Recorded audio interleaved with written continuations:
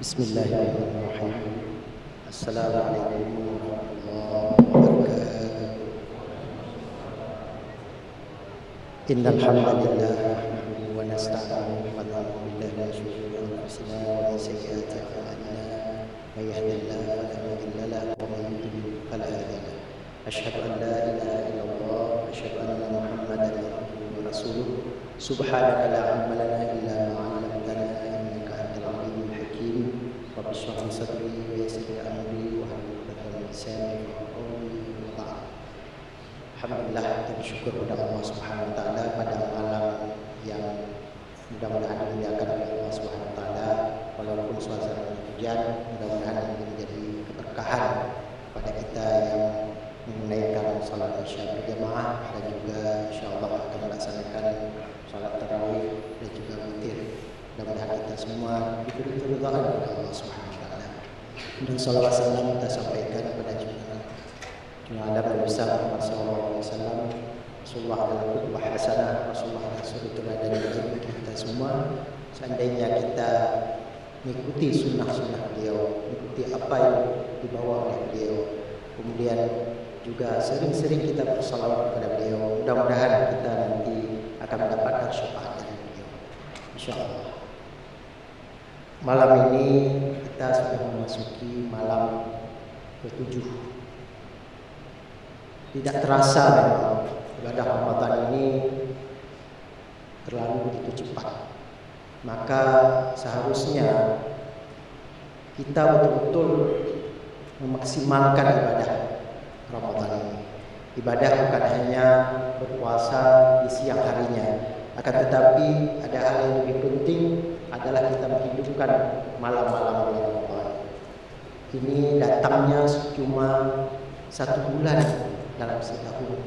Jadi tidak banyak waktu bagi kita untuk berleha-leha atau kita lalai dengan tidak memaksimalkan ibadah Ramadan ini. Memang bagi kita yang sudah berumur mungkin 50 tahun, 60 tahun, bahkan 70 tahun atau di bawah itu, kita sudah melaksanakan bertahun-tahun ibadah Ramadan. Tapi apakah yang menjadi pertanyaan, apakah ibadah Ramadan kita itu sudah diterima oleh Allah Subhanahu wa taala? Ini jadi tanda tanya kita semua.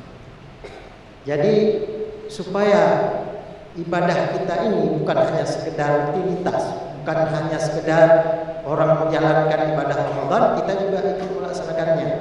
Bukan hanya itu, tapi nikmatilah Ramadan itu.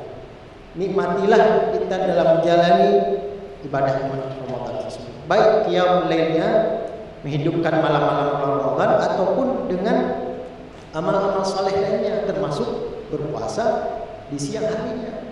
Ini kita maksimalkan. Jangan sampai seperti yang sering kita dengar hadisnya, bahkan sering dibaca oleh penceramah siapapun, masih membaca di bulan Ramadan khususnya. Ada 2 hadis yang sangat populer.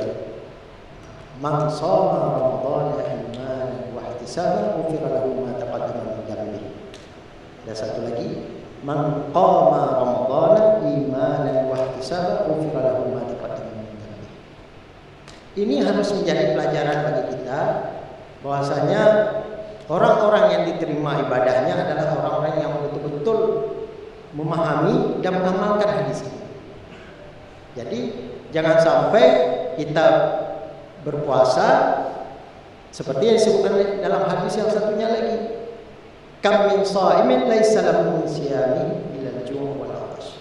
Berapa banyak orang yang berpuasa akan tetapi puasanya sia-sia.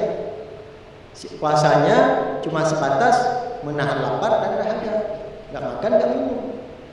Nah, ini perlu kita ketahui, ini orang-orang terdahulu juga berpuasa semacam ini, dan bahkan mungkin di agama yang lainnya juga mengamalkan hal ini sampai sekarang.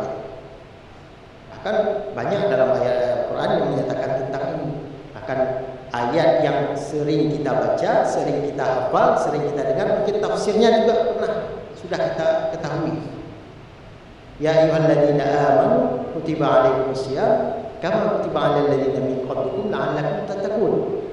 Ini sudah sering kita dengar. Namun apakah ayat dan hadis ini sudah kita masukkan dalam diri kita, dalam hati kita.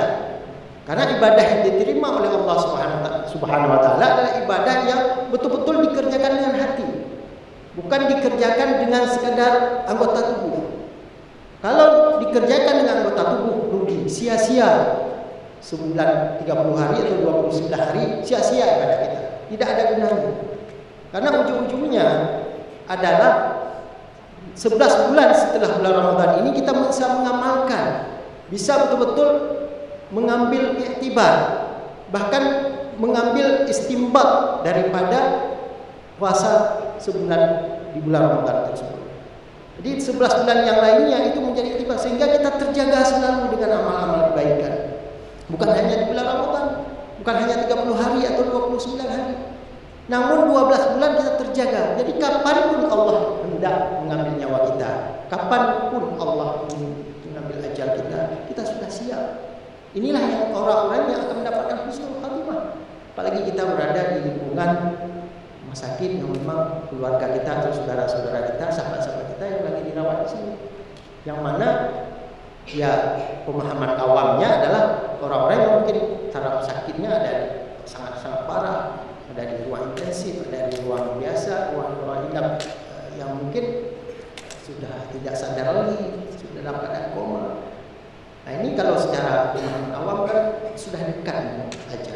Tapi kita nggak tahu. Kita berdoa mudah-mudahan mereka disehatkan oleh Allah Subhanahu Wa Taala dan diberi kesembuhan oleh Allah Subhanahu Wa Taala. Maka ini menjadi iktibar bagi kita supaya kita betul-betul memaksimalkan pada Ramadan. Yang dibutuhkan Ramadan dibutuhkan oleh Allah Subhanahu Wa Taala dan tujuannya untuk kita, bukan untuk Allah. Sebenarnya itu output dari Ramadan ini untuk kita, bukan untuk Allah.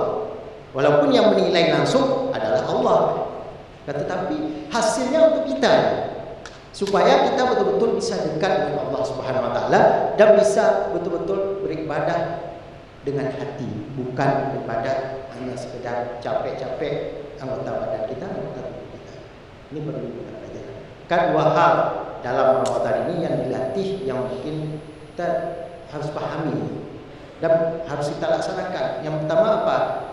Syahrul Ramadan ini, bulan puasa ini adalah tadribat, syahrul tadribat, bulan di mana Allah ingin melatih kita supaya kita betul-betul menjaga amalan kita, melatih kita untuk disiplin salah satunya. Maka ini sebenarnya retreat yang dipersembahkan oleh agama kita. Islam itu sudah lama-lama 14 bulan yang 14 abad yang lalu, bukan baru-baru ini. Mungkin yang kita tahu kepala daerah, gubernur, wakil gubernur dan lain sebagainya, termasuk menteri, kan sekarang ada retreat yang diadakan oleh Presiden Prabowo.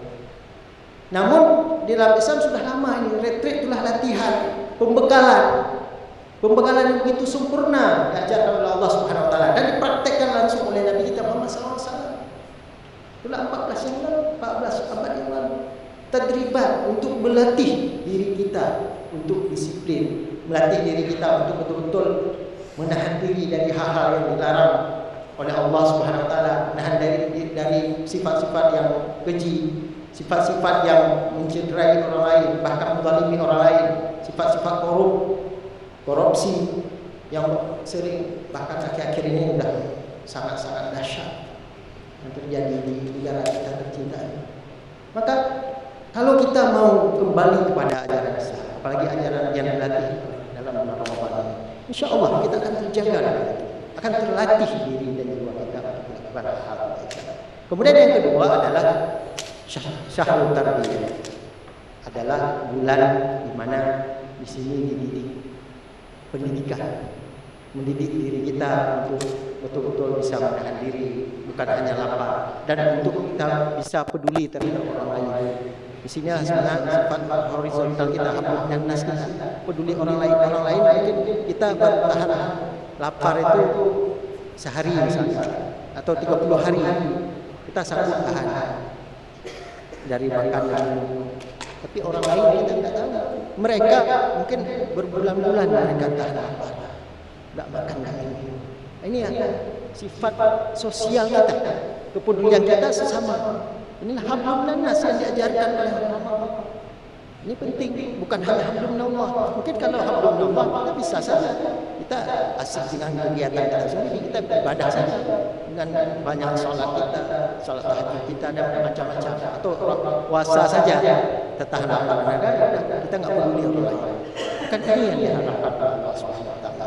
Yang diharapkan oleh Allah Subhanahu Wa Taala adanya suatu pendidikan yang mana kita ingin melatih kepedulian terhadap sesama kita, hablum minan nas kita, bukan hanya hablum minallah. Ini dua hal penting yang harusnya menjadi pelajaran setiap kita menjalani bulan Ramadan. Mudah-mudahan apabila kita betul-betul memahami ini, mudah-mudahan kita akan mencapai suatu hal yang sangat utama di sisi Allah Subhanahu wa taala, derajat yang tertinggi di sisi Allah Subhanahu wa taala, yaitu la'allakum tattaqun.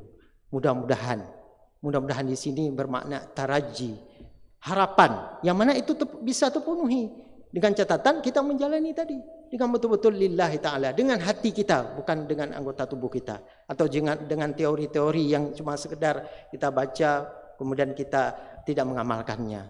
Bukan hanya itu, taraji. Mungkin kalau tamanni berat, dia ada dua dalam kaidah bahasa Arab, dalam kaidah nahwu itu ada taraji dan tamanni. Kalau tamanni sesuatu yang agak sulit dicapai dan nggak mungkin.